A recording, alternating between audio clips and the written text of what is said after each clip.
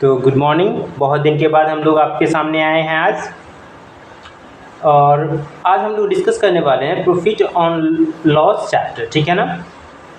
उसमें करीब 20 से 22 प्रकार के क्वेश्चन आते हैं एसएससी और रेलवे और बैंक के अंदर, क्योंकि ये फाउंडेशन कोर्स है तो इस कारण से हम सारे तरह के क्वेश्चन के बारे में पढ़ेंगे, ठीक है ना।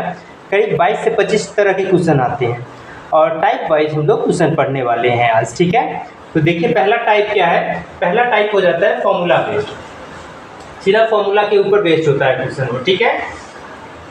देखिए पहला क्वेश्चन क्या करता है, क्वेश्चन नंबर फर्स्ट का नाम दे दीजिए इसको।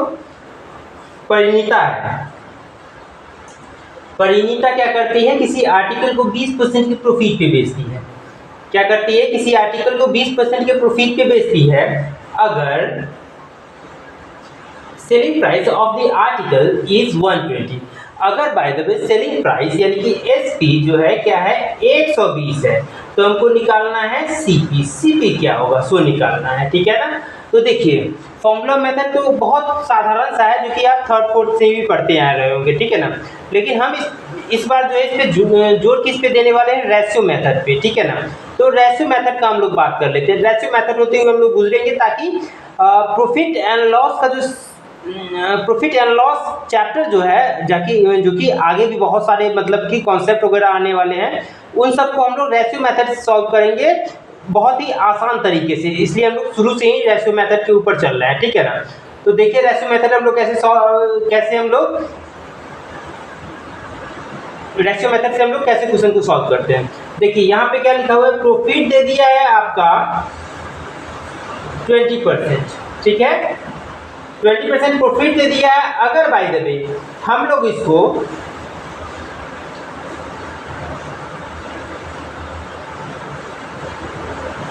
रेशियो में चेंज करते हैं, तो इस 20% को हम लोग क्या लिख सकते हैं, 1/5 लिख सकते हैं आराम से। पता ही होगा सबको, आप सब लोगों को, ठीक है। 1/5 लिख सकते हैं।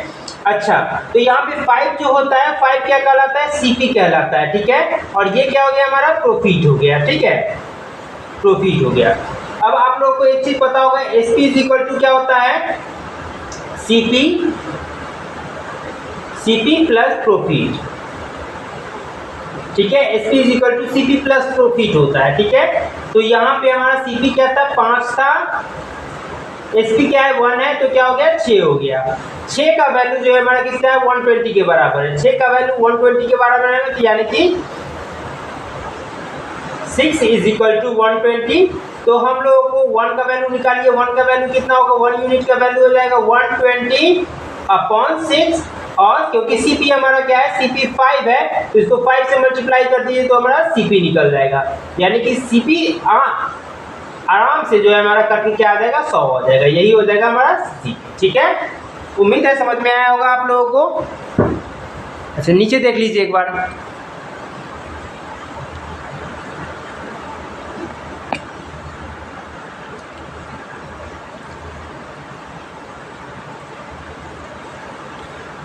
एक बार फिर से आप लोगों को समझा दें हम।